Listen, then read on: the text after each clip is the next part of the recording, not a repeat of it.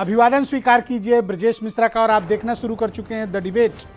बहनों भाइयों, पश्चिम उत्तर प्रदेश का रण दिनों दिन बहुत भीषण होता जा रहा है और ये इतना भीषण होता जा रहा है कि अभी एक बड़े राजनीतिक संग्राम में तब्दील हो गया है। तो पश्चिम उत्तर प्रदेश के 3 फेज उत्तर प्रदेश की राजनीतिक किस्मत और उत्तर प्रदेश के लोगों का भविष्य तय करने जा रहे हैं। क्या चल रहा है पश्चिम उत्तर प्रदेश की इन 136 सीटों पे और क्या कारण है कि दोनों सेनाएं आमने सामने हैं और इस बार मुकाबला और संघर्ष बड़ा भीषण है। हम इस विषय पर आज बहुत विस्तार से खुलकर चर्चा करने वाले हैं। बहन भाइयों, पश्चिम उत्तर प्रदेश का चुनाव दिनों दिन बेहद आकर्षक, बहुत दिलचस्प और कई मायनों में उत्तर प्रदेश की राजनीति में बड़ी तब्दीली लाने वाला है। पश्चिम उत्तर प्रदेश की ये फर्टाइल बेल्ट, ये उर्वरक भूमि, ये शौर्य और पराक्रम से भरी हुई भूमि उत्तर प्रदेश का हर बार राजनीतिक इतिहास लिखती है और इस बार पश्चिम उत्तर प्रदेश भी बाकी उत्तर प्रदेश के लिए भी गाइड का काम करने वाला है। पहले 3 चरण के चुनाव, पहला, दूसरा और तीसरा, यह घनघोर पश्चिम उत्तर प्रदेश है और यहां से उठी हुई लहर यह तय करेगी कि लखनऊ के 5 कालिदास मार्ग और लोक भवन के 5वें फ्लोर पर हुकूमत किसकी होगी। यह तय होगा कि उत्तर प्रदेश की सत्ता पर कौन बैठेगा, उत्तर प्रदेश में कौन काबिज होगा। यह पश्चिम उत्तर प्रदेश इस बार तय करने जा रहा है। यह प्रिविलेज, यह विशेषाधिकार हमेशा पश्चिम के पास रहा है क्योंकि चुनाव का प्रारंभ, चुनाव का आगाज अब पश्चिम उत्तर प्रदेश से ही होता है और ये वो इलाका है बहनों भाइयों, भूलिएगा नहीं, जहां 2007 में मायावती को पूरा बहुमत मिला था, हर तरफ बीएसपी थी। 2012 में इस एरिया में हर तरफ समाजवादी पार्टी और राष्ट्रीय लोकदल थी। 2017 में सिर्फ और सिर्फ भारतीय जनता पार्टी, पूरा पश्चिम भगवामय था, अधिकांश इलाका। 22 में क्या होगा? कंफर्टेबल पोजीशन किसी के पास नहीं है। हर कोई पश्चिम उत्तर प्रदेश को लेकर आशंकित है, सशंकित है और ये सोच रहा है कि पश्चिम के मतदाता का रुख क्या है। पश्चिम को लेकर कोई कॉन्फिडेंट नहीं है। पश्चिम को लेकर दावे सबके अपने अपने बड़े हैं, विराट हैं, अभूतपूर्व दावे किए जा रहे हैं। लेकिन पश्चिम उत्तर प्रदेश की तासीर, पश्चिम उत्तर प्रदेश के मतदाताओं का बिहेवियर, उनका सोचने का तरीका, उनके मुद्दे, बहन भाइयों, इस बार राजनीतिक दल या नेता तय नहीं कर पा रहे। इस बार पश्चिम उत्तर प्रदेश का मतदाता राजनीतिक दलों के मुद्दों की बीन पर नाच नहीं रहा है। कोई भी हो, एनीवन। पश्चिम उत्तर प्रदेश का मतदाता इस बार तैयार बैठा हुआ है। जिसके पक्ष में जाएगा निर्णायक जाएगा, जिसके पक्ष में जाएगा एक नाके से होकर गुजरेगा और जिसके साथ खड़ा होगा उसके साथ पूरा का पूरा जाएगा। लेकिन मतदाता इस बार खुल नहीं रहे हैं।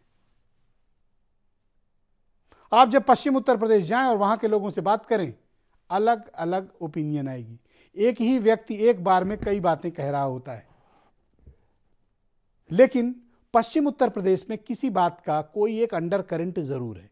उसका आकलन मैं इस प्रकार से करता हूं कि इस बीच कई मुद्दे आए,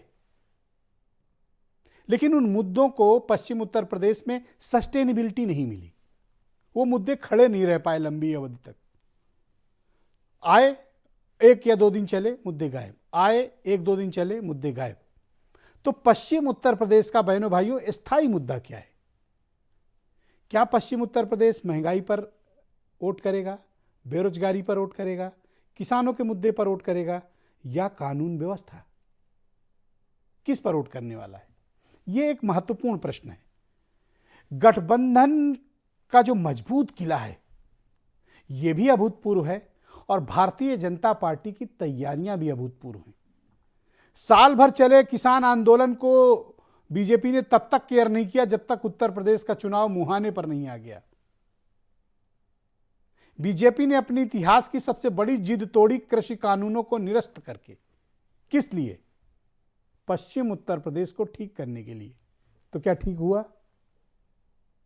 इसी का जवाब हमें आज की डिबेट में तलाशना है कि दोनों का मुकाबला कितना भीषण है, संघर्ष कितना रोचक है, और दांव पर 10, 20, 50 नहीं 136 ऐसी सीटें हैं जो ये बताएंगी कि 5 कालिदास मार्ग किसका रहेगा, लोक भवन के 5वें तल पे कौन बैठेगा। कुछ बयान सुने। मित्रों, ये समाज को खंडित करके राजनीति करने की तरीके सीखे। अंग्रेज चले गए, लेकिन उनके तरीकों को, तौर तरीकों को इस्तेमाल करने वाले लोग आज भी मौजूद हैं। उनको ये बिजली अच्छी नहीं लगती, ये विकास अच्छा नहीं लगता। आपने देखा होगा, समाजवादी पार्टी हो या बहुजन समाजवादी पार्टी या फिर कांग्रेस, ये सब एक ही थैले के चट्टे बट्टे हैं। इस चुनाव में भी नकारात्मक सोच को नकारने का काम करेंगे और मुझे उम्मीद है कि इस बार ऐतिहासिक जीत होने जा रही है। आरएलडी और समाजवादी पार्टी मिलकर के उत्तर प्रदेश से भारतीय जनता पार्टी का सफाया करेंगे। मंचों पर उनका सम्मान रखा जाता है। ये लोग कहां थे जो आज आपसे उम्मीद कर रहे हैं, मुझसे उम्मीद कर रहे हैं? मैं कोई चवन्नी हूं जो ऐसे करके कोई पलट जाऊंगा? जयंत चौधरी का चवन्नी वाला नारा इन दिनों बड़ा दिलचस्प है कि आई एम नॉट चवन्नी, की बस यूं उछाला और पलट गया। तो क्या जयंत चौधरी वाकई में लंबी अवधि की राजनीति के लिए उत्तर प्रदेश में डट चुके हैं, और उनका जो अखिलेश यादव के साथ केमिस्ट्री है और जो गठबंधन है वो काफ़ी मजबूत है? तो क्या वाकई में उत्तर प्रदेश में इस बार बहुत कुछ होने वाला है? हम आज इस विषय पर चर्चा करेंगे, विशेष तौर पर पश्चिम के बारे में। मेरे साथ अशोक पांडे बीजेपी से हैं, नावेद सिद्दीकी समाजवादी पार्टी से हैं, सतीश प्रकाश बीएसपी से ज्वाइन करेंगे, चौधरी पुष्पेंद्र सिंह जी हैं, केपी मलिक साहब भी मेरे साथ मौजूद हैं, असीम वकार साहब हैं, और अनिल दुबे जी भी मेरे साथ मौजूद हैं, वीरेंद्र सिंह भी साथ हैं। बहुत शुक्रिया, धन्यवाद आप सभी का। तो अशोक पांडे जी, कार्यक्रम की शुरुआत आपसे। पश्चिम उत्तर प्रदेश में मैंने देखा कि चारों तरफ से आपके नेताओं ने घेर लिया है पश्चिम उत्तर प्रदेश को। शाहजहांपुर से लेकर मेरठ तक आज बीजेपी के हर दिग्गज नेता पश्चिम उत्तर प्रदेश की गलियों में घूम रहे हैं, लेकिन पश्चिम उत्तर प्रदेश में कई जगहों पर विरोध की भी खबरें आ रही हैं। क्यों? देखिए, आपको बता दें कि चूंकि पश्चिम का चुनाव प्रथम चरण में है, तो निश्चित तौर पे हमारे सारे नेता जो भारतीय जनता पार्टी के कर्मठ कार्यकर्ता हैं, एक कार्यकर्ता की भांति गलियों में जा रहे हैं। और रही हमने 5 साल लगातार काम किया है, सबका साथ सबका विकास करके। हमने कोई MY, XY, ZY का समीकरण नहीं बनाया। हमने सबका विश्वास हासिल किया। हमने जो भी योजनाएं बनाई, हिंदू मुसलमान सिख पठान नहीं देखा। हमने चाहे जनधन योजना हो, आयुष्मान योजना हो, लोगों को शौचालय की योजना हो, पांडे जी, या घर बनाने की योजना MY, XY, Z हो, से आपका क्या तात्पर्य है? थोड़ा सा स्पष्ट करें। मेरा देखिए, लोगों का यह है कि XY, MY, मुसलमान यादव, कुछ लोगों ने वो तो मैं समझ गया, M मतलब मुसलमान, Y मतलब यादव आपका, बट व्हाट इज XYZ? मेरा ये मानना है कि हम लोग इसमें नहीं जाते। हम तो A to Z हमारा है, हमें जान से प्यारा है। वाह। हमने 5 साल तक सबके लिए काम किया है, A to Z हमारा है, हमें जान से प्यारा है, सबका विश्वास हासिल किया है। इसलिए तो A to Z में M वाला भी आपका है? हमारी सबसे ज्यादा रहेगी। A to Z में M वाला भी है आपका? जी, A to Z में M वाला? बिल्कुल है, बिल्कुल है। हमने जनधन भाई साहब, हमने जनधन योजना में हिंदू मुसलमान नहीं देखा, उज्ज्वला योजना में हिंदू मुसलमान नहीं देखा, हमने शौचालय में हिंदू मुसलमान नहीं देखा, हमने जो अन्न दिया कोरोना। अखिलेश यादव ने आज आरोप लगाया है, ट्वीट किया है, हमने तुलसी और ट्वीट करके ये कहा है कि उनका हेलीकॉप्टर को भी देखा, उनका हेलीकॉप्टर नहीं उड़ने दिया गया दिल्ली से। देखिए, आपको बता दें, इस चुनाव में अब भारतीय जनता पार्टी नहीं बल्कि अब चुनाव आयोग काम कर रहा है। चुनाव आयोग भारतीय जनता पार्टी का कोई कोई प्रकल्प नहीं है। जो चुनाव आयोग की आचार संहिता है, जो वो अपना काम कर रहे हैं, उसका अनुपालन नहीं हुआ होगा तो हेलीकॉप्टर नहीं उड़ा होगा। ऑल राइट, मैं नावेद सिद्दीकी जी मुझे इस वक्त ज्वाइन कर चुके हैं, समाजवादी पार्टी के सीनियर लीडर और प्रवक्ता हैं। बहुत शुक्रिया आपका सिद्दीकी साहब। मुझे एक बात बताइए कि पश्चिम उत्तर प्रदेश में अखिलेश यादव और जयंत चौधरी का साथ क्या रंग खिलाने वाला है, और दूसरा, आज आपके पार्टी के प्रेसिडेंट का हेलीकॉप्टर का भी इशू आया, लेकिन उस पर यह भी एक क्लेम आया है, हालांकि गवर्नमेंट सोर्सेज की तरफ से, कि कमर्शियल फ्लाइट्स की वजह से देरी हुई थी, जानबूझकर उन्हें नहीं रोका गया था।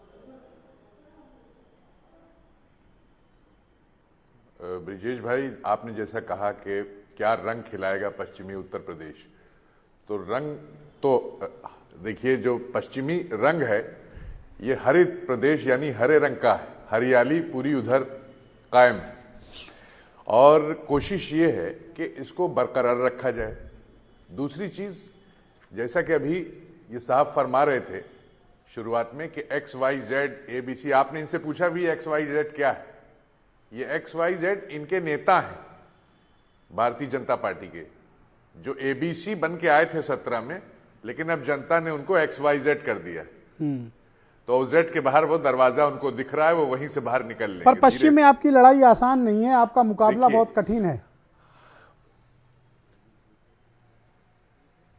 देखिए, हर मुकाबला जो है, हर इम्तिहान बहुत कठिन होता है ब्रिजेश भाई। कोई इम्तिहान जो है वो आसान होता नहीं है। इम्तिहान का मतलब ही होता है कठिन। अब कठिन इम्तिहान तो है। पश्चिम उत्तर प्रदेश में आप अपने लिए क्या चुनौतियां देखते हैं? अपनी बात रख रहे हैं। देखिए, हमारे लिए चुनौतियों की बात जहां तक है, आज पहली चीज आप देख लीजिए कि हेलीकॉप्टर नहीं उड़ने दिया गया दिल्ली से। उसकी वजह यह है कि इतनी देर तक, घंटों तक हमारे राष्ट्रीय अध्यक्ष इंतजार करते रहे और एयर ट्रैफिक कंट्रोल से उनको रास्ता क्लियर नहीं मिला, जबकि बीजेपी के दूसरे नेता वहां बैठे और दन्न से उड़ गए। इनको नहीं जाने दिया गया। ये डर अपने आप में, ये खौफ अपने आप में बताता है। पर बीजेपी के नेता गली गली घूम रहे हैं, हर सीट जा रहे हैं, जिले जिले जा रहे हैं, आप लोग क्या कर रहे हैं? देखिए, ऐसा है, हम लोग लगातार जनता के साथ हैं। हम लोग अपनी वर्चुअल रैली कर रहे हैं। चुनाव आयोग के जो प्रोटोकॉल है, जो नियम जो उसने बनाया, उसको फॉलो कर रहे हैं। रोज हमारे नेता आकर के बात करते हैं। हम लोग पर्चे थोड़ी ना थूक लगा लगा के बांट रहे हैं, वो कोरोना बांटा जा रहा है। जैसे आपने वीडियो में देखा होगा किस तरह से पर्चे बांटे जा रहे हैं, और लोग ले भी रहे हैं। ऑलराइट, मेरे साथ अनिल दुबे मौजूद है, राष्ट्रीय लोक दल के नेशनल सेक्रेटरी और प्रवक्ता। बहुत शुक्रिया आपका अनिल दुबे जी, कार्यक्रम में हमें ज्वाइन करने के लिए। आज मैंने देखा कि आपके नेता जयंत चौधरी ने अखिलेश यादव के साथ मिलकर एक अन्य संकल्प लिया है, पर आप क्या मानते हो कि पश्चिम उत्तर प्रदेश में आपके सामने क्या चुनौती है? वो वाली चुनौतियां जिसका जिक्र अशोक पांडे कर रहे थे, हिंदू मुसलमान, पाकिस्तान, जिन्ना। आज मुख्यमंत्री का भी मैंने ट्वीट देखा, वो जिन्ना, उन्होंने लिखा वो जिन्ना के उपासक हैं, हम सरदार पटेल के पुजारी हैं। ब्रजेश जी, भारतीय जनता पार्टी कितनी भी कोशिश कर ले हिंदू मुसलमान की, कितनी भी कोशिश कर ले जिन्ना और पाकिस्तान लाने की, पश्चिमी उत्तर प्रदेश की जनता ने अपना नैरेटिव, अपना मुद्दा चुन लिया है। पश्चिमी उत्तर प्रदेश की जनता को रोजगार चाहिए, पश्चिमी उत्तर प्रदेश की जनता को गन्ने का मूल्य चाहिए, पश्चिमी उत्तर प्रदेश की जनता को किसानों की आमदनी दोगुनी करने का जो इनका वादा था उसका जवाब चाहिए। पश्चिमी उत्तर प्रदेश की जनता को, उत्तर प्रदेश की जनता को 700 किसानों की शहादत का जवाब चाहिए। पश्चिमी उत्तर प्रदेश की जनता वो ये जानना चाहती है कि रोजगार के लिए जो भर्ती मेले लगते थे, मिलिट्री में भर्ती होती थी, तो पश्चिमी उत्तर प्रदेश के लड़के तैयारी करते थे, दौड़ लगाते थे, रेस करते थे, बताइए कि रोजगार का कोई मेला लगा? ये सब सारे सवाल पश्चिमी उत्तर प्रदेश की जनता ने तय कर लिए हैं। इन्होंने कोई काम नहीं किया ब्रजेश जी, इसलिए ये फिर से हिंदू मुसलमान की, फिर से पलायन की, फिर से उन्हीं मुद्दों पर जाना चाहते हैं। पुरानी बातें जो को क्या हिंदू मुसलमान पाकिस्तान, जिन्ना या पलायन के मुद्दे पे आप दबाव महसूस करते हैं जी? क्या पाकिस्तान, जिन्ना, किसान या पलायन जैसे मुद्दों पर आप दबाव महसूस करते हैं? नहीं, हम क्यों, जब पश्चिमी उत्तर प्रदेश की जनता दबाव नहीं महसूस कर रही है, उसने काट की हाड़ी ब्रजेश जी एक बार चढ़ा करती है, एक बार चढ़ गई, अब आप बार बार उसको चढ़ाना चाहते हो। आप सबका साथ, सबका विकास का नारा देते हो और एक जात का सम्मेलन करने की बात करते हो। आप एक जात के लोगों को बुला करके हरियाणा के, राजस्थान के और पश्चिमी उत्तर प्रदेश के अपने कार्यकर्ताओं को बुला करके कहते हो ये फला जाति के नेता थे। आप कहते हो हम जातिवाद की बात नहीं करते हैं और इस तरह के कार्यक्रम करते हो। जब चुनाव आएगा आपको किसानों की चिंता नहीं है? आपने 700 किसानों की शहादत पर कोई दो आंसू नहीं गिराए, दो शब्द मौन नहीं रखे। तो आपको ये कैसे जवाब अंदाजा आपको कि देना ये पड़ेगा। हिंदू मुसलमान नहीं चलेगा? हो नहीं, सकता है हिंदू चले। मुसलमान अब कहाँ चलने वाला है? अब तो किसानों के मुद्दे चलेंगे, गन्ने का मुद्दा चलेगा, आलू का समर्थन मूल्य आपको चलेगा। पता है ये कह रहे हैं और 1 लाख करोड़ से रोजी-रोजगार अधिक की का बात भुगतान कर होगी, चुके ये हैं अब वहाँ तक। के लोग चाहते हैं। अब वहाँ की जनता आपके छलावे में नहीं आने वाली है। 1 लाख करोड़ से अधिक का भुगतान कर चुके हैं गन्ने का। अरे गन्ने का भुगतान 18,000 करोड़ रुपया अभी भी बाकी है। पिछले साल से लेकर अब तक भुगतान नहीं हुआ है। आप झूठ बोलने को तो सरकार कुछ भी गाल बजाती रहे, कोई भी नारा देते रहो। आप तो अपन दूसरों के मुंह में अपनी बात जो है जबरदस्ती थोपने का काम करते हो। ऑलराइट, चौधरी पुष्पेंद्र सिंह जी मुझे ज्वाइन कर चुके हैं, किसान शक्ति संघ के अध्यक्ष हैं। चौधरी साहब बहुत शुक्रिया, बहुत धन्यवाद। किसान आंदोलन समाप्त होने के बाद आज आप से लंबे समय के बाद रूबरू होने का मौका मिला। चल क्या रहा है पश्चिम उत्तर प्रदेश में ये? देखिए ब्रजेश जी, जो किसान आंदोलन के माध्यम से एक राजनीतिक हवा तैयार हुई थी, जिसका जो है लाभ राष्ट्रीय लोकदल और समाजवादी पार्टी को हुआ है।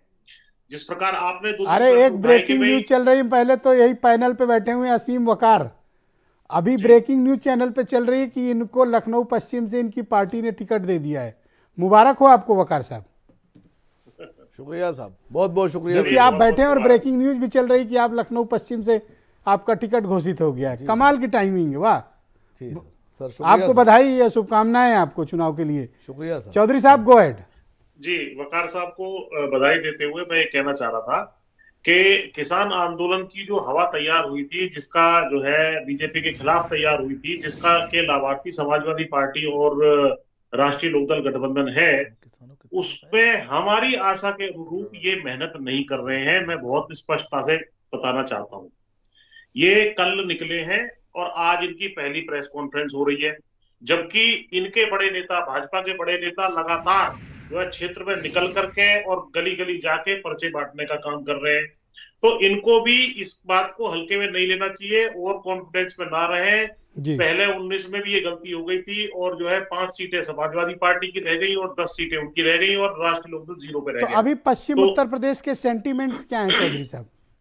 देखिए वही बात पे आ रहा हूँ कि भाई अभी जिस तरीके से आज बहुत बड़ी अपॉर्चुनिटी इन्होंने एक मिस कर दी है। ये वहां गए थे, इनको आज जाकर के सिसोली जाकर के उनका आशीर्वाद लेना चाहिए था टिकैत साहब का, और बाबा महेंद्र सिंह टिकैत जी की मूर्ति पर जो है माल्यार्पण करना चाहिए था। और गन्ने का आज ही ये घोषित कर देते कि हमने 400 रुपए रेट घोषित किया हुआ है, इसी सीजन से देंगे। आप ये मान के चलिए जो भी गन्ना किसान गन्ना डाल रहा है वो 350 रुपए नहीं, उनको 400 रुपए मिलेगा। जैसे ही हमारी मार्च में सरकार आ जाएगी उसका बहुत बड़ा प्रभाव पड़ जाता। लेकिन इन्होंने वो काम भी नहीं किया। इन्होंने जो है क्लियर घोषणा करनी चाहिए थी। जैसे आलू का किसान है, वेस्टर्न यूपी में पड़ता है कि भाई 15 रुपए का कम से कम हम एमएसपी इसका अभी चालू कर देंगे। अभी फरवरी में फसल खुदनी है, तो मार्च में जब आपकी फसल आएगी तो 15 रुपए से नीचे किसी हालत में भी आलू के किसान को नहीं मिलेंगे ये। और इसी तरह वेस्टर्न यूपी में पॉलिटिकल रिप्रेजेंटेशन के तहत जयंत चौधरी मेरे बगल में बैठे हैं, ये उप मुख्यमंत्री होंगे। और मैं जो है हाई कोर्ट की बेंच जो लगातार मांग रही है वेस्टर्न यूपी की, उसको भी करूंगा। ये 5-4 चीजें इनको तुरंत आज ही घोषणा वेस्टर्न यूपी के लिहाज से कर देनी चाहिए। पर ये सारी टिप्स आप ये गठबंधन वालों को ही क्यों दे रहे हो? कुछ टिप्स बीजेपी को भी दे दो। क्योंकि हम तो चाहते हैं कि गठबंधन जीते। हम चाह रहे थे कि गठबंधन वाले इन बातों को लेकर के चले, क्योंकि बीजेपी से तो थोड़ी सी हमारी ठनी हुई है। अभी जो है बीजेपी ने भी सारे वायदे पूरे नहीं करे जो आंदोलन नहीं, मैंने देखा पेन कॉपी लेके नावेद सिद्दीकी नोट भी कर रहे हैं आपकी बात। जी जी जी, तो जो बीजेपी ने अभी तक पूरा नहीं किया है, टेनी महाराज का इस्तीफा नहीं हुआ है, लीगल गारंटी के लिए अभी कमेटी नहीं बनाई गई है, मुआवजा नहीं मिला है, मुकदमे सारे वापस नहीं हुए। उनकी कमियों को बताते हुए इनसे भी हम कह रहे हैं, आप ये मत सोचिए कि हवा बना दी किसानों ने, अब तो हम मुख्यमंत्री बने बैठे हैं। आप मेहनत करिए। ये लास्ट का जो लास्ट के 3 दिन पढ़ाई 4 दिन पढ़ाई होती है, उसमें 10-12% जो है नंबर ज्यादा आते हैं और जो स्टूडेंट नहीं पढ़ता वो गड़बड़ हो जाता है। बहुत शुक्रिया आपका, बहुत बहुत धन्यवाद। मैं जी असीम वकार जी को आमंत्रित करता हूं, जिनको अभी अभी ताजा टिकट मिला, लेकिन आपके चेहरे पे मुझे खुशी नहीं दिखाई दे रही है। मतलब यू शुड बी हैप्पी, आपको तो खुश होना चाहिए वकार साहब। शुक्रिया, बहुत बहुत शुक्रिया, थैंक यू। क्या बात है, क्या केपी मलिक साहब से कोई बात है, मतलब इन्होंने बधाई नहीं दी इसलिए गुस्सा हो गए? नहीं सर, सबकी बधाई मिल गई मुझे, जिसने दी उसकी भी मिली, जिसने नहीं दी उसकी भी मिली। नहीं किसने दी, इसमें तो सब ने आपको भाई कहा, पैनल की बात है। देखिए सबसे जो बेहतरीन बधाई जो टेलीपैथी से मुझे दी है वो दी है नावेद सिद्दीकी साहब ने। अच्छा जी, नावेद भाई देखिए मुस्कुराएंगे तहजीब नहीं। वापस आए, हमारी विशेष बधाई। ओके, नावेद से कुछ आपका टेलीपैथी चल रहा है? नहीं, भाई हैं हमारे। हाँ, नहीं तो टेलीपैथी है कि पॉलिटिकल पैथी भी कुछ है? नहीं, वो मोहब्बत वाली बात है सर। अच्छा ठीक है। तो अब आप मुझे बताओ कि ये पश्चिम उत्तर प्रदेश में क्या मुद्दे ज़्यादा प्रभावी हैं? क्या कम्युनल लाइन पर जाएगा चुनाव या फिर जो मौजूदा रियल कोर इश्यूज हैं उस पर चुनाव होगा? नहीं सर, देखिए सबसे पहली बात तो उत्तर प्रदेश में जो हम लोग की प्राथमिकता है और हकीकत यही है ज़मीन पर कि बीजेपी की सरकार को जाना है, बीजेपी की सरकार को बदलना है और दूसरी सरकार बनाना है। हम तो कभी कोशिश यही रहेगी हमारी कि बीजेपी को हटाया जाए और उम्मीद भी ये है कि ये सांप्रदायिक चुनाव ना होने पाए। कोशिश तो की जाएगी लेकिन सांप्रदायिकता की तरफ नहीं जाना चाहिए। लोग कह रहे हैं कि आपके नेता ने तो बहुत कोशिश की इसको कम्युनल करने की, लेकिन कर नहीं पा रहे। नहीं, हमने नहीं की सर, आप बात समझिएगा, आप आरोप लगा रहे हैं। मैं नहीं कह रहा हूं, केपी मलिक अक्सर कहा करते थे, तो मैं केवल उनकी बात आप तक पहुंचा दे रहा हूं। सर अब सबको अपनी बात कहने का हक है, आप समझिएगा। कम्युनलिज्म की जो बात कर रहे हैं इसमें से जितने लोग बैठे हैं इनको पहले तो कम्युनलिज्म और सेकुलरिज्म की परिभाषा मालूम होना चाहिए कि क्या है कम्युनलिज्म सेकुलरिज्म। सेकुलरिज्म का मतलब और कम्युनलिज्म का मतलब ये है सर कि अगर हमें किसी ने गाली दी और हमने पलट कर अपने सम्मान और आत्मरक्षा के लिए उसको जवाब दिया तो वो कम्युनलिज्म नहीं सर, वो आत्मरक्षा है, आत्मसम्मान है। हम किसी को बुरा नहीं कह रहे हैं। पर एक बात बताओ, ये जिन्ना, पाकिस्तान, इन सब की एंट्री हो गई है सर जिन्ना चुनाव में। सर जिन्ना से हमारे राष्ट्रीय अध्यक्ष जी को सख्त नफरत, हमें नफरत। हमारी पार्टी ने हमेशा पाकिस्तान का विरोध किया। तो कहिए जिन्ना का विरोध किया। बोलिए जिन्ना मुर्दाबाद। नहीं, हम लेके नहीं आए सर। अभी आपको पता होगा एक वीडियो वायरल हुआ, जो वीडियो वायरल हुआ वो समाजवादी पार्टी के कैंडिडेट के समर्थक का वायरल हुआ और एक दूसरा चैनल है वो एक कहीं फील्ड पे काम कर रहा था तो उसने इंटरव्यू लिया तो जाटों ने कहा कि हम सिर्फ हैंडपंप अगर जहां निशान होगा वहां तो जाएंगे, बाकी हम सपा के साथ नहीं जाएंगे। सर हम कम्युनलिज्म कहां कर रहे हैं? हमने मुखिया गुजर को टिकट भी नहीं दिया। तो आप मुझे बताओ कि कितने सीटों पर एएमआईएम पश्चिम में लड़ेगा चुनाव? देखिए अभी तक के हम लोगों ने जो टिकट दिए हैं वो टिकट दिए हैं 53। कैंडिडेट भी मिले आपको? एमआईएम के 53 कैंडिडेट डिक्लेयर हो चुके हैं। केपी मलिक बार बार मुझे मैसेज कर रहे हैं कि क्या पूछिए कि 50 टिकट लेने वाले भी हैं इनके पास। सर 53 टिकट डिक्लेयर किए हैं हम लोगों ने, अभी हमारे टिकट अभी डिक्लेयर हो रहे हैं। मजलिस इत्तेहादुल मुस्लिमीन के साथ असद ओवैसी साहब ने एक मोर्चा बनाया है। हाँ। उस मोर्चे में वामन बेशराम साहब और बाबू सिंह कुशवाहा साहब शामिल हैं।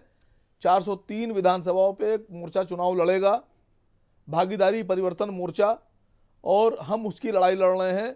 हम नहीं चाहते हैं कम्युनलिज्म हो, लेकिन अभी आप पर आरोप लग रहा है कि आप कटवा की भूमिका में हैं। सर सुनिए, अभी एक बात पुष्पेंद्र जी ने कही।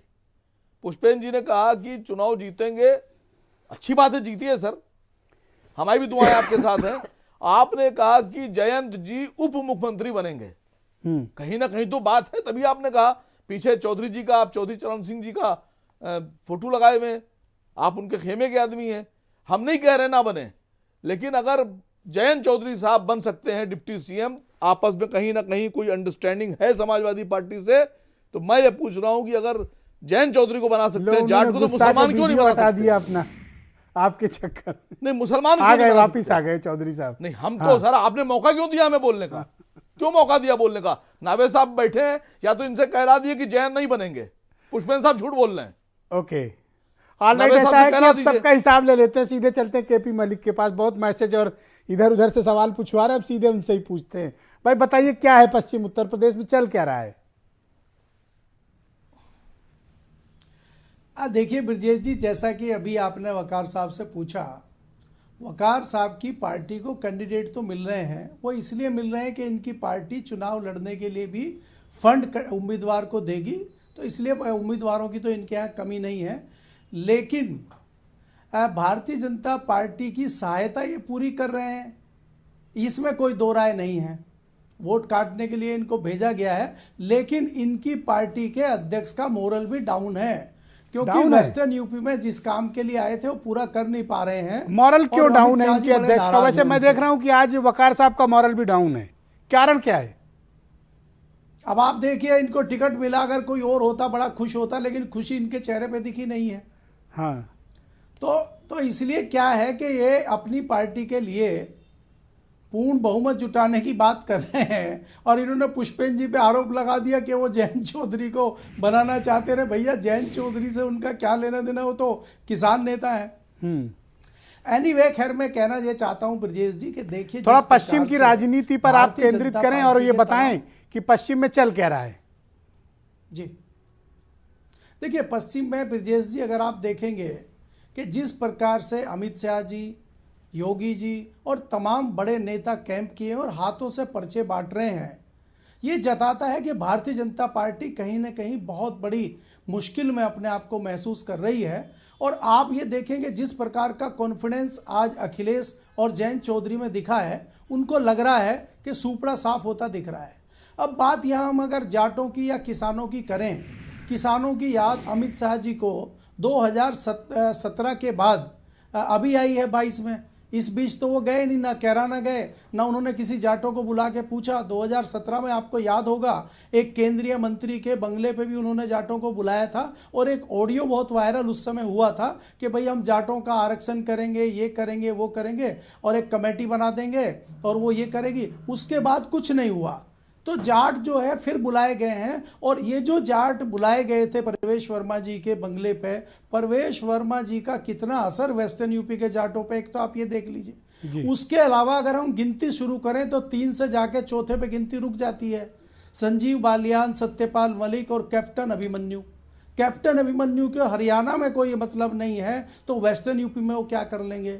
दूसरा, वहां जब वो हल भेंट किया गया अमित शाह जी को, तो वो उल्टा हल दे रहे हैं, तो किसान के बारे में उनको पता ही नहीं हो तो कौन से किसान हैं। तो मुझे लगता है भारतीय जनता पार्टी समझ चुकी है, इसीलिए भारतीय जनता पार्टी हड़बड़ाहट में तमाम इस तरह के आपका सर। कदम नेक्स्ट उठा राउंड रही में है, आपकी बाकी भी राय को मैं रिकमेंडेट करने मुश्किल की में। कोशिश करूंगा। सतीश प्रकाश, बहुजन समाज पार्टी के सीनियर लीडर, मुझे इस डिबेट में ज्वाइन कर चुके हैं। सतीश जी, सबकी चर्चा हो रही है पश्चिम उत्तर प्रदेश में, लेकिन बीएसपी चर्चा से बाहर है, कारण? नहीं, देखिए, चर्चा से बाहर नहीं है, ये एक जानबूझ करके एक माहौल बनाया जा रहा है। देखिए, गठबंधन क्या करेगा इसका सवाल का जवाब कर, लेकिन 2017 में आपको देखेंगे कि यही पश्चिम उत्तर प्रदेश के जिन परसेंटेज की चुनाव, इन सीटों के ऊपर चुनाव हो रहा है, तो अगर बहुत बड़ी जो बीजेपी की राजनीतिक सुनामी है, उसमें उसके बावजूद भी इन 53 सीटों के ऊपर बहुजन समाज पार्टी 30 सीटों के ऊपर सेकंड नंबर पे आई। और देखिए, पश्चिम का अगर आप खाका देखेंगे, जाति को आप अलग नहीं कर सकते। बहुजन समाज पार्टी का जो वोटर है, हर विधानसभा के ऊपर मिनिमम 45,000 और मैक्सिमम लगभग 1 लाख से ऊपर तक वोट है। ये सब चीजों को है। और देखिए, पर बहन जी सामने क्यों नहीं आ रही हैं? आप मुझे कारण बताओ, कन्विंस तो करो कि बहन जी सामने क्यों नहीं आ रही हैं। ना वो मीडिया से मिलती हैं, ना कोई कार्यक्रम कर रही हैं। ऐसा लगता है कि बीएसपी ने इस बार वॉकओवर दे दिया है।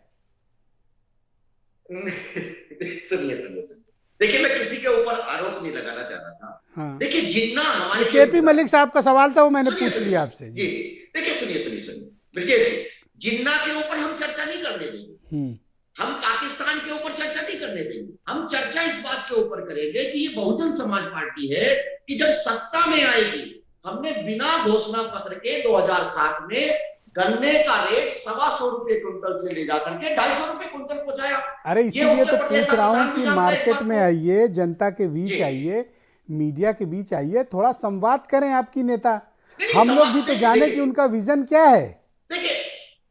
देखिए ब्रजेश जी, हर व्यक्ति का अपना एक अलग तरह का संवाद होता है कि नहीं। कोई जिन्ना के नाम पे संवाद करना चाहता है, कोई पाकिस्तान के नाम पे संवाद करना अच्छा, आप मेरा संदेशा पहुंचाइएगा बहन जी तक। आप मेरा संदेश पहुंचाइए बहन जी तक कि मैं उनका इंटरव्यू करना चाहता हूं।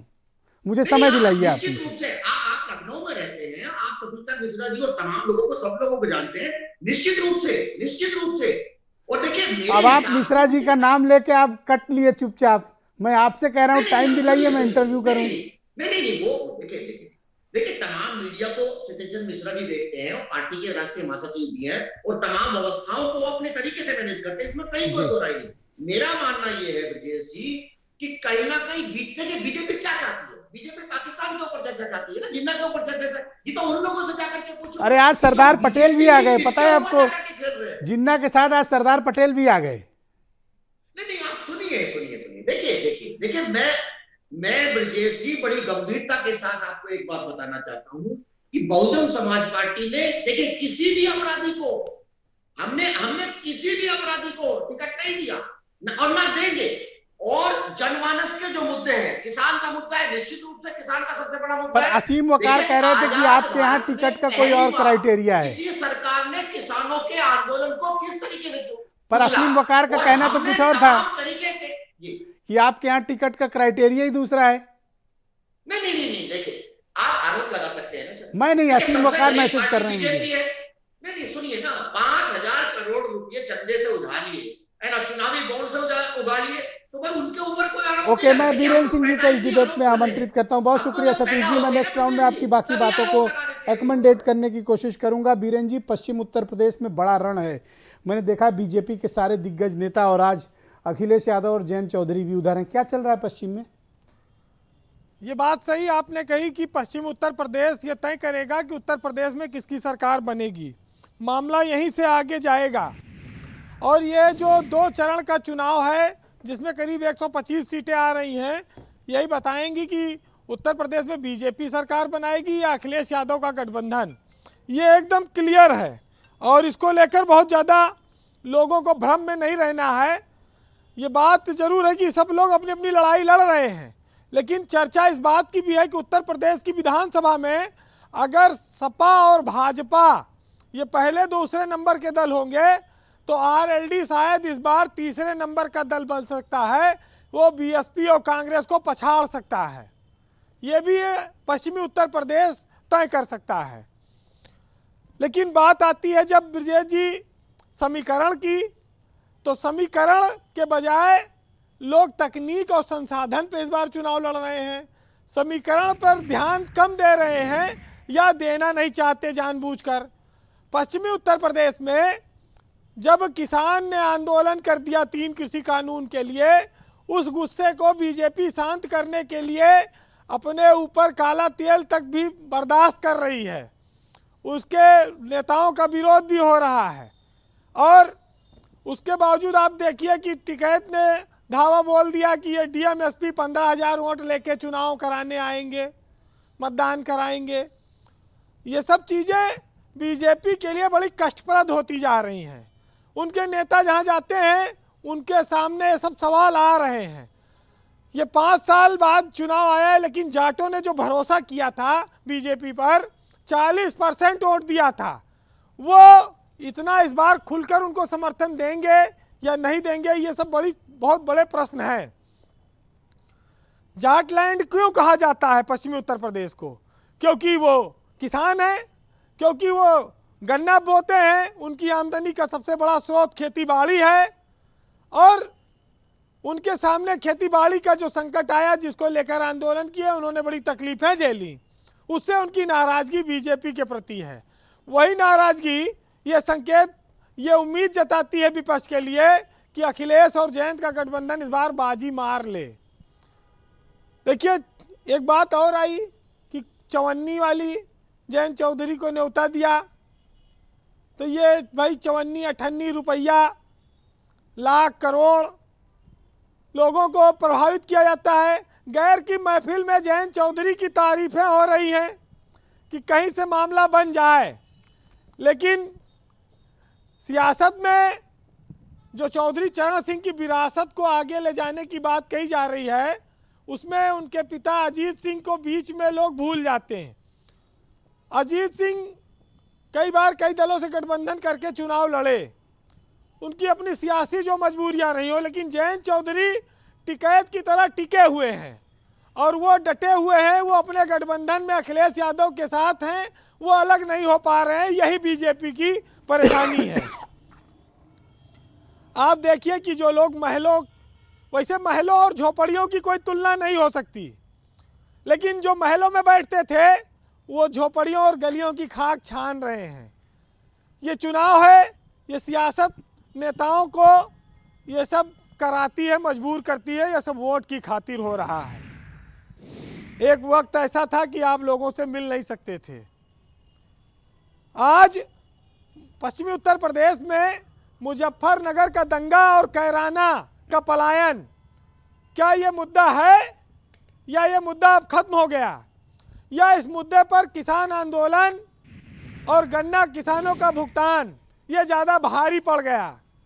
ये सब 10 मार्च को शुरू हो जाएगा पता लगना जी लोगों को। लेकिन बीजेपी के पास एक बात का लाभ है और बढ़त है कि उसके पास नेता ज़्यादा है, राष्ट्रीय स्तर के नेता हैं, वो डोर टू डोर कैंपेन में जा रहे हैं। विपक्ष के पास खाली अखिलेश यादव हैं, जयंत चौधरी हैं, या मायावती हैं, या प्रियंका गांधी हैं, और क्यों कोई किसी का हेलीकॉप्टर नहीं उड़ पा रहा है, किसी की रथ यात्रा नहीं निकलने दे पा रही है। अजीब अजीब से मामले हैं जी। आज हेलीकॉप्टर देखिए घंटों बैठे रहे अखिलेश यादव दिल्ली के हवाई अड्डे पर उड़ने की अनुमति के लिए, और बड़ी देर बाद उड़े, और लेकिन जब वो वहां पहुंचे तो उन्होंने साफ किया कि गन्ना किसानों को अब मिलों के सामने धरना नहीं देना पड़ेगा। ये एक बहुत बड़ा ऐलान है, क्योंकि अगर 15 दिन में भुगतान हो तो कोई किसान धरना देने नहीं जाएगा। उसको तो पैसा चाहिए अपने बच्चों के पढ़ाई के लिए, भविष्य के लिए, बेटियों की शादी के लिए, ये सब गन्ने से ही आता है, और उसका परिवार पालने के लिए ये उसकी अर्थव्यवस्था है। अगर वो समय सुचारू रूप से चलती रहेगी तो किसान बड़ा खुशहाल हो जाएगा। किसान को आरक्षण बाद में मिले, जो आज मांगा जा रहा है, जाट आरक्षण और जाटों के लिए तमाम सारी सुविधाएं कही जा रही हैं, वो सब दूर की कौड़ी है। अगर खाली पेमेंट सही समय पे मिल जाए तो उसका जीवन चल जाएगा। लेकिन आप जानते हैं कि जो बीजेपी 40% वोट पाई थी पिछले 2017 के चुनाव में, उसको क्या भरोसा है, उम्मीद है कि वो फिर वो इतिहास दोहरा पाएगी? न्योता दिया जा रहा है, कोई पूरी खाने को तैयार ही नहीं है। पता नहीं डालडा बनी है कि पाम ऑयल की बनी है कि सोयाबीन में बनी है, और कह रहे हैं बदहजमी हो जाएगी। भाई किसान जो है वो तो अपने जीवन में उसके क्या है, खेत है, बैल है, गाय भैंस है, चारा है, हरियाली है, यही सब उसका जीवन है। बरसात पे, मौसम पे उसका जीवन निर्भर है। सरकारें अगर उसके साथ धोखा करने लगेंगी तो फिर तो वो बर्बाद हो जाएगा, कुछ बचेगा नहीं। बहरहाल अपने यहाँ कहा जाता है ब्रजेश जी, पश्चिमी उत्तर प्रदेश में, कि घर अधूरा खाट बिना, और तराजू अधूरा बाट बिना, और राजा अधूरा ठाट बिना, और उत्तर प्रदेश अधूरा जाट बिना। और जाट और खाट ये दोनों चाहे जब खड़े हो जाएं कोई भरोसा नहीं, और जब खड़े हो तो पता नहीं कितनों की खड़ी हो जाए, इसका भी अंदाजा नहीं, ये खड़ा कर सकते हैं। तो इन पर तो भाई संभल के रहना है जी। बहरहाल एक साहित्यकार ने लिखा है कि जो चुनाव में लोग पैसा दे के खरीदते हैं वोट, कुछ नेताओं को प्रभावित करते हैं उनके लिए, कि सुनिएगा, कि वो फिजाओं में जहर घोलता है और घर के सारे राज बाहर बोलता है, और करता है दावा वो जिंदगी को बदलने का, पर मेरा जमीर वो सिक्कों में तौलता है। बहुत बहुत शुक्रिया आपका वीरेंद्र जी, बहुत बहुत धन्यवाद। बहनों भाइयों, आज हमने इस पूरे मामले को लेकर कू ऐप पर एक प्रश्न पूछा। प्रश्न ये है कि पश्चिम के से पहले चरण की शुरुआत हर दल तैयारी में लगा है, लेकिन जनता इस मुद्दे पर क्या सोच रही है? तो समीर पाठक लिखते हैं कि जनता बहुत पारखी है, कमर कसकर तैयार है, अजीब सी शांति है, कुछ अप्रत्याशित परिणाम देगी। ये वही बात है जो मैं अभी बोल रहा था कि जनता इस बार अप्रत्याशित रूप से शांत है, अजब शांति छाई हुई है, और जब ऐसी शांति होती है परिणाम अप्रत्याशित होते हैं। धीरज यादव लिखते हैं कि पश्चिम की जनता पिछली गलती दोहराना नहीं चाहती है, चौधरी साहब की विरासत को बचाना है। तो रोहित सोलंकी लिखते हैं कि जनता इस बार रोजगार, विकास, बढ़ती महंगाई, बालिका सुरक्षा जैसे मुद्दों पर सोच रही है। यूपी को बेहतर बनाने की बात होनी चाहिए, वैलिड पॉइंट इन्होंने उठाया। अशोक पांडे भारतीय जनता पार्टी के प्रवक्ता हैं। पांडे जी, आपकी पार्टी पर आरोप लगता है कि आप लोग बार बार उत्तर प्रदेश में, विशेष तौर पर पश्चिम में, चुनाव को जिन्ना, सरदार पटेल, पाकिस्तान, हिंदू मुसलमान, शमशान कब्रिस्तान की तरफ खींचना चाहते हैं। देखिए, तीसरा ये जरा गौर, आपको तो सब याद है किसने जिन्ना को लाया जी। वल्लभ भाई पटेल, लौह पुरुष वल्लभ भाई पटेल की जयंती पे जिन्होंने हिंदुस्तान को अखंडता एकता में पिरोया, जिन्होंने भारत को अखंड किया, उनकी जयंती पर कौन कहा कि जिन्ना साहेब जो है, जिन्ना और वल्लभ भाई पटेल जिन्ना से बड़े, जिन्ना बड़े हैं? किसने कहा कि आज़ादी की लड़ाई में थे? जिन्ना के चलते भारत माँ के टुकड़े हुए धर्म के आधार पर 10 लाख लोगों का हत्यारा जिन्ना अब उनके इतिहास में महापुरुष हो गया। इस बार किसने कहा? किसने कहा कि पाकिस्तान दुश्मन देश नहीं है? ये बताइए। हमने तो नहीं कहा, हम तो सबका साथ सबका विश्वास आज भी कह रहे हैं जी। लेकिन एक एक जनपदों में खाली प्रत्याशी देखेंगे आप तो किसी एक जनपद में अच्छा, मैं मुख्यमंत्री जी के 2 ट्वीट आपको पढ़ के सुनाना चाहता हूं। मैंने ये सवाल क्यों पूछा, मैं 2 ट्वीट मुख्यमंत्री जी के पढ़ के सुनाना चाहता हूं। आज उन्होंने सुबह 9 बजे ट्वीट किया कि वो जिन्ना के उपासक हैं, हम सरदार पटेल के पुजारी हैं, उनको पाकिस्तान प्यारा है, हम माँ भारती पर जान न्यौछावर करते हैं। दूसरा ट्वीट उन्होंने थोड़ी देर बाद किया, राम भक्तों पर गोलियां चली, शिव भक्त कांवड़ियों की यात्रा रद्द हुई, सैफई महोत्सव के कारनामे हुए, और हम हैं तो रामलला विराजमान है, शिव भक्त कांवड़ियों पर हेलीकॉप्टर से पुष्प वर्षा हो रही है, दीपोत्सव और रंगोत्सव उत्तर प्रदेश की पहचान बने। 2 ट्वीट, इसलिए मैंने ये प्रश्न पूछा। निश्चित तौर पे ये तो दिखाई दे रहा है, ये तो उत्तर प्रदेश में दिखाई दे रहा है कि आज उत्तर प्रदेश में मुख्य भाजपा की है सरकार, तो नहीं दिखाई दे रहे हैं अतीक मुख्तार, वरना उत्तर प्रदेश में अपराध का राजनीतिकरण इन लोगों ने कर दिया था। इन लोगों की पैरेलल सरकारें चलती थी। इसी उत्तर प्रदेश में नारा था, जिस गाड़ी में सपा का झंडा समझ लो उसमें बैठा गुंडा। आज गुंडा दिखाई दे रहा है क्या? और रही किसानों की बात, तो मैं तो नावेद हमने सिद्दीकी किसानों से के खातों झंडा में और गुंडा सीधा पैसा देने और का ये काम जो किया दोनों है। ट्वीट्स आए हैं मुख्यमंत्री जी के, इसके बारे में नावेद सिद्दीकी की राय ले लेता हूं। Yes Naved Siddiqui, go ahead. देखिए, जो गुंडा और झंडा बता रहे हैं, गाड़ी में गुंडे बैठे रहते हैं, इनको जरा सी भी शर्म नहीं आती? बैठ करके मीडिया के ऊपर इतना बड़ा झूठ बोल रहे हैं, देश देख रहा है, करोड़ों लोग देख रहे हैं। टॉप 10 लोगों की लिस्ट, क्रिमिनल की लिस्ट आप निकाल दीजिए, आपको तो चैलेंज करते हैं। अशोक पांडे जी बीच में ना बोलिए, मैंने आपके वक्त किसी को बोलने नहीं दिया। 1 by 1 केवल डिबेट होगी, 1 by 1 डिबेट होगी प्लीज। जब मैं अलाउ करूंगा तभी झगड़ेंगे आप लोग। Okay Naved Siddiqui, go ahead. बताइए, आपने देखा कि किस तरह से, जिस तरह की बात माफियाओं की ये कर रहे हैं, किस तरह से तस्वीरें बाहर आती हैं, लोग क्रिकेट खेल रहे हैं, पुलिस उनको ढूंढ नहीं पा रही, अगला क्रिकेट खेल रहा है, शॉट मार रहा। बताइए, और आप टॉप 10 लोगों का लिस्ट जारी कर दीजिए, दूध का दूध पानी का पानी हो जाएगा। आप कितने उसमें हैं ये भी पता लग जाएगा। आप झूठ बोलने वाले लोग हैं, भ्रम फैलाने वाले लोग हैं। आप सिर्फ, आपकी डिबेट में सिवाय कब्रिस्तान, शमशान और पाकिस्तान अगर ना आए तो आप लोगों के हलक के नीचे खाना नहीं उतरेगा। आप डिबेट करना सिर्फ इसी मुद्दे पे जानते हैं क्योंकि काम कुछ नहीं किया। अब जो 2 ट्वीट आए हैं, 2 ट्वीट को देख लीजिए, दोनों में कहीं ना कहीं यही छलक रहा है। कहीं ना कहीं जिन्ना उसमें आ गए और एक में आ गए कि इन्होंने गोलियां चलवाई। अरे तुम नौकरी कितनी दी? उन्नाव की बेटी का क्या हुआ? हाथरस की बेटी का क्या हुआ? कैसे चिता जला दी? जाके माँ बाप से पूछे कि बिना रात में तेल छिड़क के कैसे जला दी, बिना उनकी परमिशन के। माँ बाप बैठे रह गए, उनकी औलाद को जला दिया। अरे बहुत अफसोस की बात है भाई। Okay Satish Prakash ji, thank you. किसी की औलाद को जला दोगे? सतीश प्रकाश जी, उत्तर प्रदेश में विशेष तौर पर पश्चिम में क्या मुद्दों पर चुनाव हो रहा है, या फिर मैं मानूं कि मामले को भटकाने की कोशिश? देखिए ब्रिजेश जी, बीजेपी जरूर चाहे, जनमानस के मुद्दे पे बीजेपी कभी चुनाव नहीं चाहे, लेकिन तमाम दलों को, जो विपक्षी दल है, उनको भी इस बात का ध्यान रखना पड़ेगा कि बीजेपी आस्था के नाम पर, पाकिस्तान के नाम पर, जिन्ना के नाम पर, मेरे हिसाब से पश्चिम उत्तर प्रदेश की जनता बड़ी जागरूक है। और एक बात मैं आपको और बता दूं ब्रिजेश जी, कि पश्चिम उत्तर प्रदेश से चूंकि मैं भी आता हूं, जहां अलग अलग जातियों का पॉलिटिकल पैटर्न अलग अलग है, वोटिंग कास्ट पैटर्न अलग अलग है। कुछ जातियां ऐसी हैं कि जो पार्टी देख करके वोट देती हैं, और कुछ जातियां ऐसी हैं कि जो उम्मीदवार की, उसकी जाति का उम्मीदवार है, इसको देख करके वोट देते हैं। ये सच्चाई है उत्तर पश्चिम उत्तर प्रदेश की, कोई दो नहीं। और देखिए मैं सहमत हूं आपसे, इस मुद्दे पर सहमत हूं जी। देखिए 2014 हो या 2017 हो या 2019 हो, इनको आप मानक नहीं मान सकते।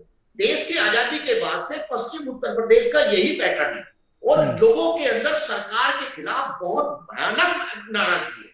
और किसान को लेकर के जिस तरह की बातें सरकार ने की, ये बड़ा दुर्भाग्य है कि देश की आजादी के बाद पहली बार किसी सरकार ने किसान आंदोलन को जिस तरीके से कुचला है, या कोई भी व्यक्ति, चाहे वो छात्रों का आंदोलन हो, चाहे बेरोजगारों का आंदोलन हो, महंगाई के नाम पे आप चर्चा नहीं करना चाहते, तो हर व्यक्ति देखिए मैं वीरेंद्र जी की एक बात से बिल्कुल सहमत हूं कि उत्तर प्रदेश की राजनीति में कहीं ना कहीं सन्नाटा है।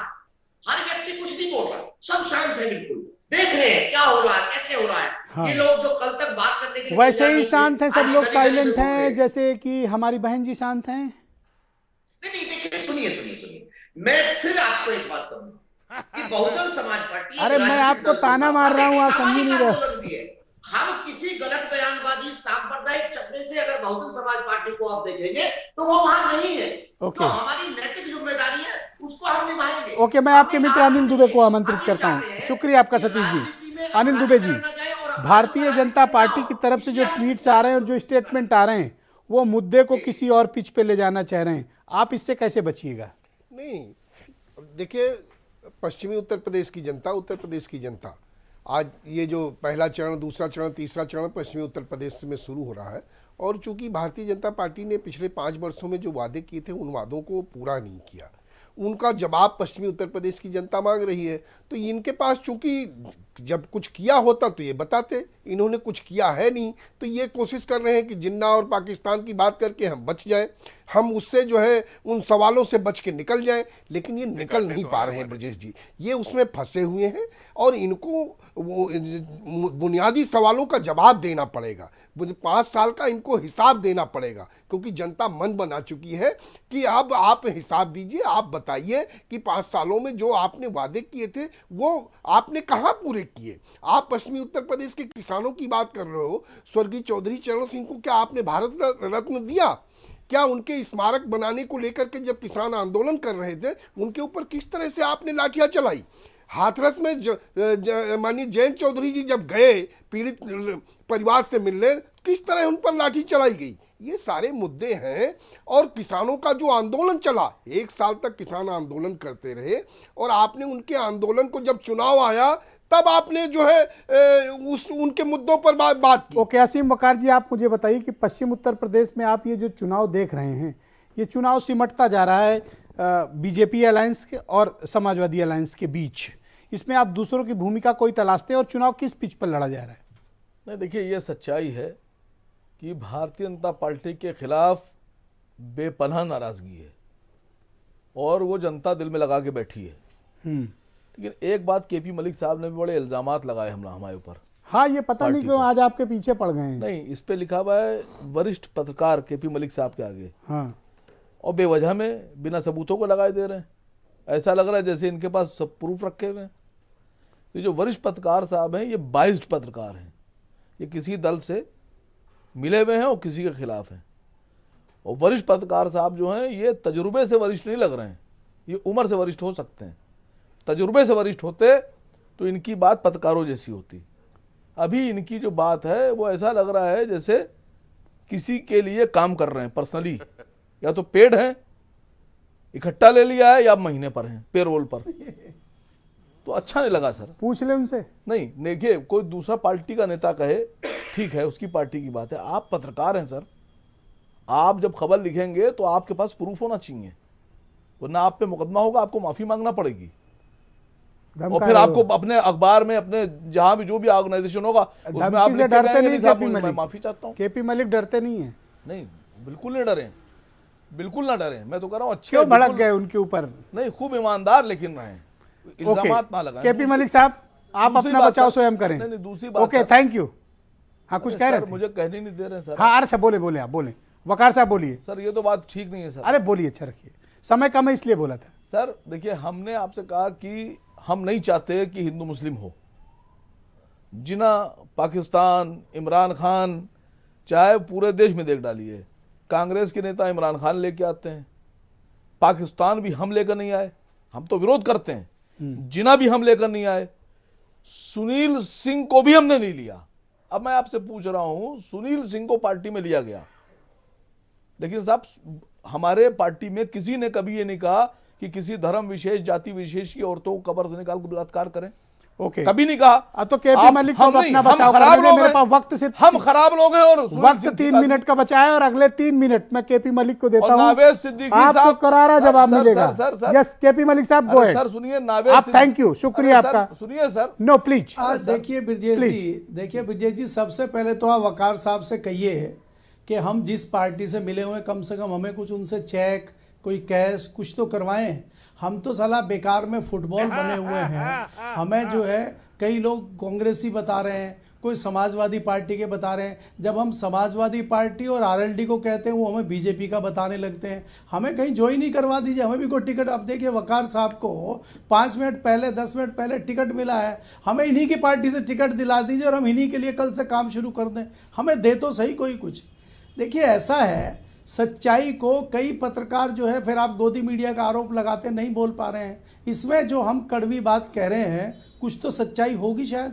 दूसरी बात, मुद्दे से मैं भटकाना नहीं चाहता, और वकार साहब भी इस बात को सुन लें कि ये परसेप्शन खाली पश्चिमी उत्तर प्रदेश में नहीं है, ये तमाम पूरे भारत में है। बिहार में है, बंगाल में है, उत्तर प्रदेश में है, महाराष्ट्र में है। जहाँ चुनाव होते हैं वहीं ओवैसी साहब दिखते हैं। ओवैसी साहब पंजाब में क्यों नहीं दिखते हैं? ओवैसी साहब वहाँ मणिपुर में क्यों नहीं दिखते? और ये क्या है, इस बार जो है मैं आपको साफ बता रहा हूँ कि जिस प्रकार का जोश लोगों में दिखाई दे रहा है, तमाम को ये 12 क्यों बजे हुए हैं बीजेपी के नेताओं के चेहरों पे?